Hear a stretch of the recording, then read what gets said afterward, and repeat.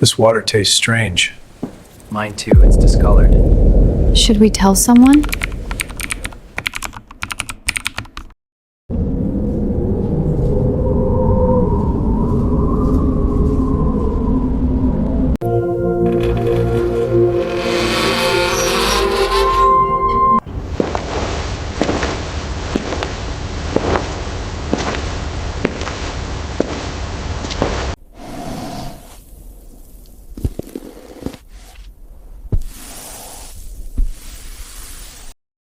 The guests said the water tasted strange.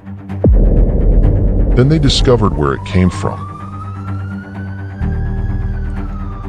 By that point, Elisa Lam had already been dead for weeks.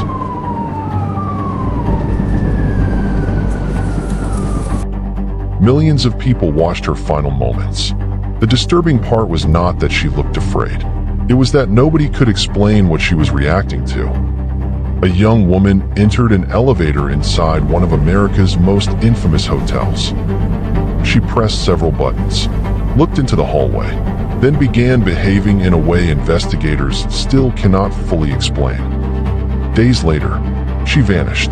Then came the rooftop, the water tanks, and a mystery that transformed a hotel surveillance clip into one of the most analyzed videos in internet history. Because this case was never just about death. It was about perception, isolation, fear, and the terrifying possibility that someone can appear deeply distressed long before anyone realizes they are in danger. Some places collect stories. Others seem to keep them. Welcome to the Archivist Files. Tonight's investigation begins in downtown Los Angeles, inside a building where the atmosphere itself seemed to pressure people slowly over time. And what happened there still feels unfinished, because even now, years after investigators officially closed the case, people still return to the same few minutes of surveillance footage, searching, rewatching, trying to notice something everyone else missed.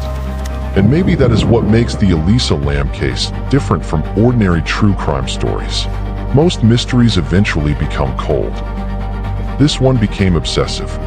Not because people believed they understood it, but because they could never fully explain why it disturbed them so deeply. And once a mystery reaches that point, it stops feeling like entertainment. It begins feeling personal.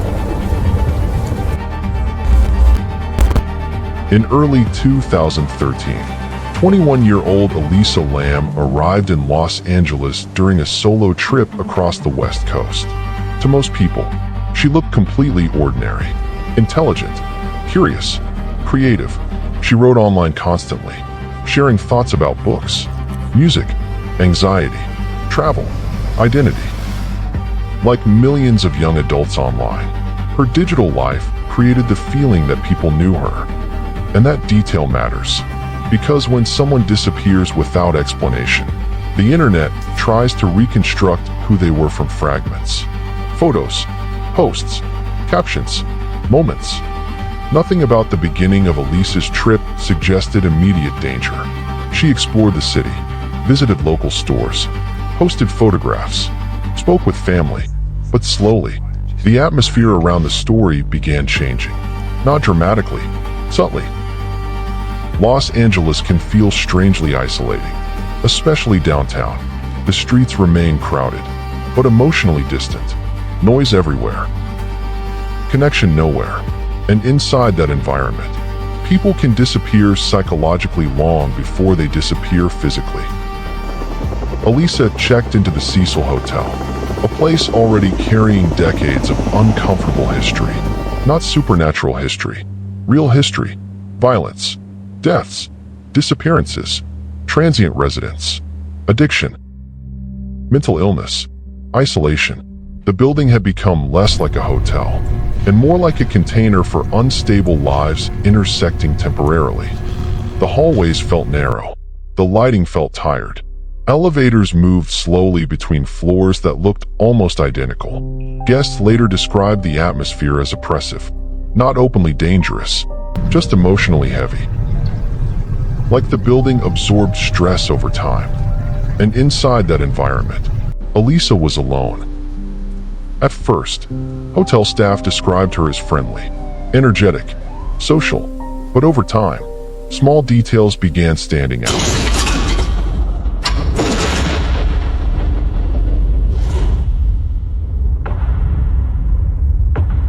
Roommates reportedly complained about unusual behavior. At one point, Elisa was moved into a private room. Investigators later considered this extremely important because isolation changes behavior, especially in unfamiliar environments, especially in people already under emotional pressure. But here is what makes the case deeply uncomfortable. Even now, nobody can fully separate what was psychological from what might have been real. Elisa continued posting online during parts of the trip. Some entries sounded reflective, others sounded emotionally overwhelmed. And years later, people would return to those posts repeatedly, searching for warnings hidden inside ordinary sentences. That happens often after tragedies. Human beings hate randomness. We want signs, patterns, foreshadowing, anything that makes chaos feel explainable. But most of the time, people only recognize danger after the outcome is already known. And that uncomfortable truth sits underneath the entire Elisa Lam case. Because if somebody appears normal, smiles in photographs, speaks casually, posts online, travels independently, how do you recognize when something is quietly beginning to collapse internally? By the time concern became serious, Elisa Lam had already disappeared. No calls, no confirmed exit from the hotel, no online activity, nothing, just silence. And inside the Cecil Hotel, silence felt different, heavier, like something had paused. Then investigators reviewed the surveillance footage, and the entire case changed. When detectives reviewed the elevator footage, they believed it might solve the case quickly. Instead, it created a second mystery. The video begins normally. Elisa enters the elevator, presses several buttons rapidly, then waits. But the doors refuse to close. At first, nothing seems unusual. Maybe the elevator malfunctioned. Maybe she pressed the hold button accidentally. But then her behavior changes, and the footage becomes difficult to watch. Elisa suddenly steps toward the hallway, looks around the corner carefully, then moves back inside, fast, almost hiding. She presses herself against the wall, peeking outward again, as though trying not to be seen. Whatever Elisa saw outside the elevator, the camera never captured it, and that absence became the center of the entire mystery. Because viewers immediately began asking the same question. Was she reacting to someone? Or was she reacting to something only she could perceive? Then came the hand movements. Abrupt gestures, strange motions. Moments where her behavior seemed disconnected from the environment around her. The footage felt wrong psychologically, even to experienced investigators. One former detective later admitted something important.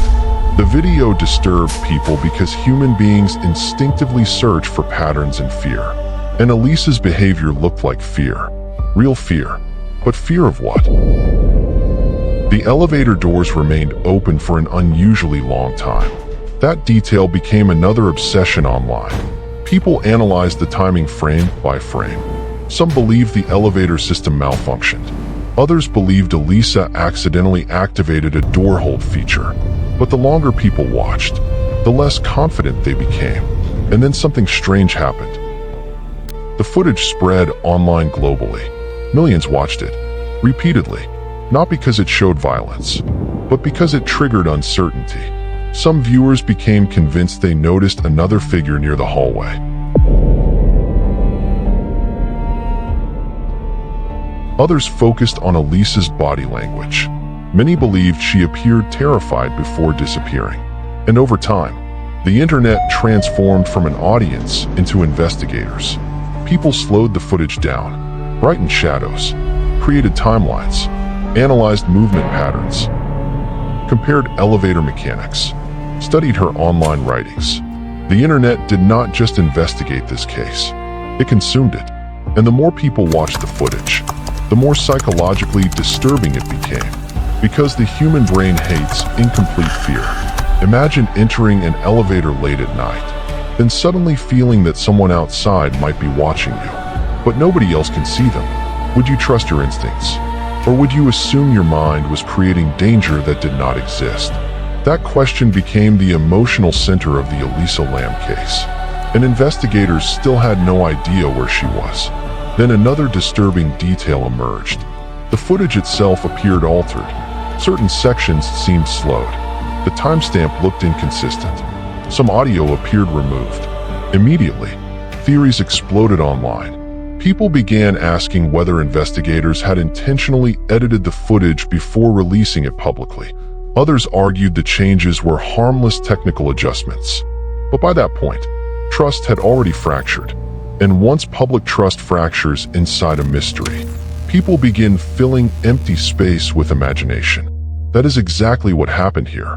YouTube channels, forums, Reddit discussions, body language analysts, true crime communities. Everyone began building their own version of events. Some believed Elisa was hiding from someone. Others believed she was suffering from severe paranoia. Some viewers insisted the footage showed signs of dissociation. Others claimed the hotel itself created psychological pressure capable of destabilizing vulnerable people. And underneath every theory, one feeling remained constant: discomfort. Because even people who accepted rational explanations still admitted the footage felt deeply unsettling emotionally. That emotional reaction mattered more than most viewers realized. Because fear is contagious, especially when uncertainty prevents closure. The longer the investigation continued, the stranger the story became. And eventually, it led investigators to the hotel rooftop.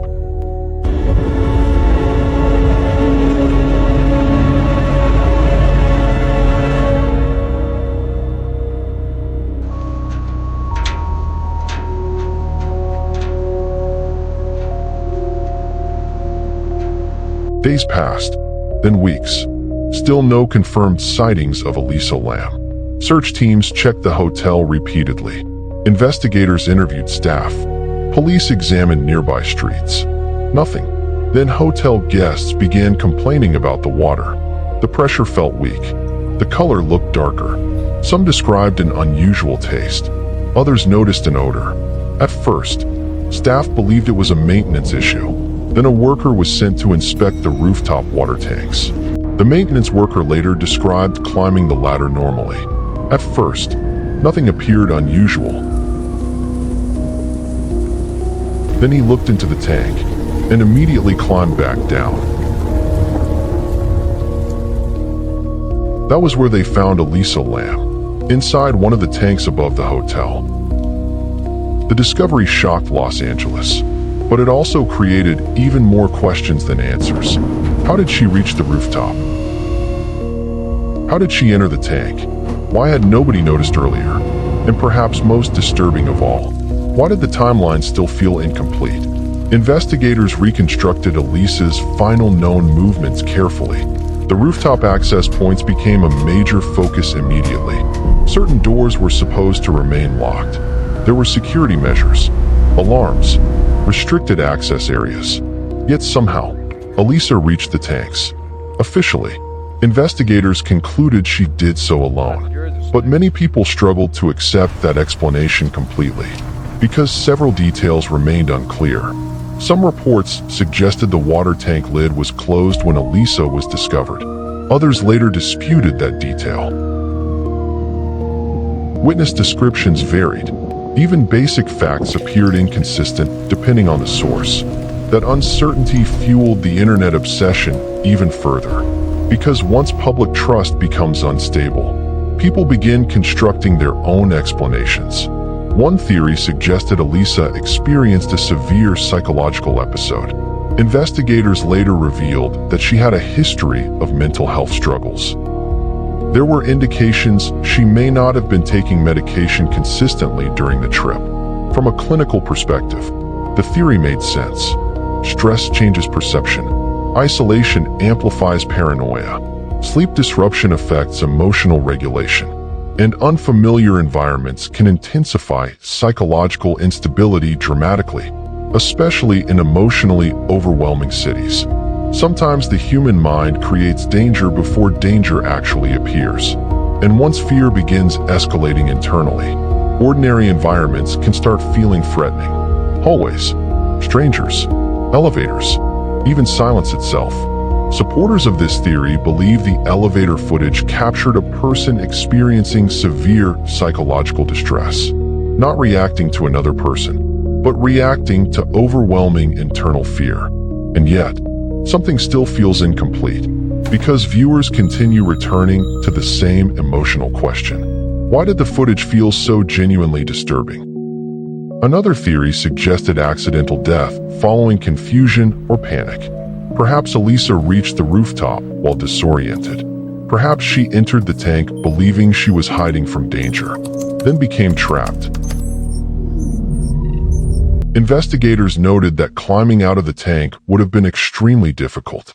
Again, possible, realistic, grounded, but emotionally unsatisfying to many observers. Then came the third theory: foul play. Supporters of this explanation argued that someone else may have encountered Elisa after the elevator footage ended. Perhaps another guest. Perhaps someone never identified. Perhaps someone hidden from camera angles. But investigators found no definitive evidence supporting homicide. No confirmed suspect. No clear forensic proof.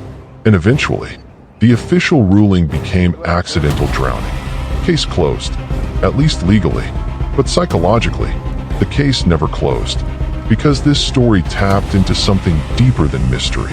It tapped into modern fear itself. Surveillance footage surrounds modern life constantly. Elevators, parking lots, hotels, airports. People trust cameras to explain reality. But in the Elisa Lam case, the footage created uncertainty instead of clarity. And that terrified people, because if video evidence still leaves room for confusion, then certainty itself begins collapsing. The internet reacted exactly how humans always react to unresolved fear. Obsession. People spent years analyzing every second of the footage, searching for hidden figures, audio manipulation, editing inconsistencies, elevator mechanics, behavioral psychology. Some viewers watched the video hundreds of times, trying to notice something everyone else missed. And eventually, the case stopped becoming only about Elisa Lam. It became about collective anxiety, the fear of losing control, the fear of isolation, the fear of not understanding what the human mind is capable of under pressure. One investigator reportedly admitted the case affected officers emotionally in ways they did not expect. Not because the evidence was graphic, but because the uncertainty never fully disappeared. That detail matters, because experienced investigators see disturbing cases constantly. Yet this case remains psychologically memorable, not visually, emotionally. And perhaps that is why people still discuss Elisa Lam more than a decade later. Because the case feels less like a solved investigation, and more like an unresolved emotional experience. What would you do if you suddenly stopped trusting your own perception in a place where nobody knew you? That question still lingers over this case more than a decade later. Then there is the theory of outside involvement. Not conspiracy, not fantasy, simply another person whose role was never discovered. Supporters of this explanation believe Elisa's behavior inside the elevator suggests she was reacting to someone nearby. But without evidence, the theory remains speculation. And perhaps that is exactly why the case survives. Because the human brain struggles to tolerate uncertainty, especially uncertainty connected to fear. But the Elisa Lam case also became something larger than a mystery. It became one of the first major internet-age investigations. A moment where millions of strangers gathered online, trying to solve a tragedy collectively. And that changed the emotional structure of true crime forever. Because once ordinary viewers begin analyzing surveillance footage frame by frame, investigations stop feeling distant. people emotionally insert themselves into the case. The audience no longer watches. They participate. That participation creates obsession, and obsession changes perception. The more viewers studied Elisa's movements, the more personal the mystery became. Some viewers believed the footage captured the exact moment a person realized they were in danger. Others believed it showed the terrifying effects of psychological collapse. Many people changed interpretations repeatedly over the years. And that constant reinterpretation is why the mystery survived online for so long. Because the meaning of the footage never stayed stable. Every explanation altered how viewers emotionally understood the same few minutes. At first, the footage feels mysterious, then psychological, then tragic, then suspicious, then psychologically tragic again. The story keeps changing shape depending on what the viewer believes. That instability creates lingering fear, not fear of monsters, fear of uncertainty. What disturbed people most was not the discovery. It was the feeling that Elisa Lam looked terrified before anyone knew she was missing. She entered the elevator alone, but the footage made millions feel like someone else was there. And maybe that reaction says something uncomfortable about us, about modern life, about isolation inside crowded cities, about surveillance footage becoming public spectacle, about the internet transforming tragedy into endless collective investigation.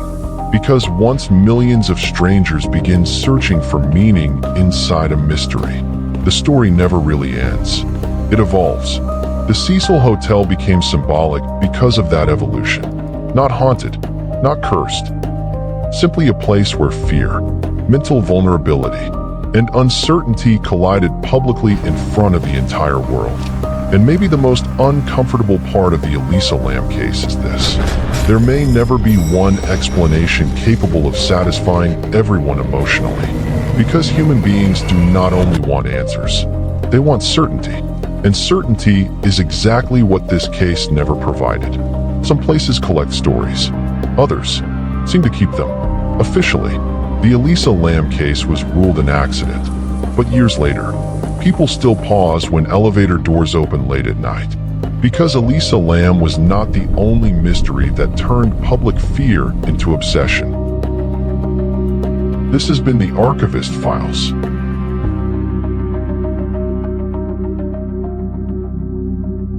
I will see you in the next investigation.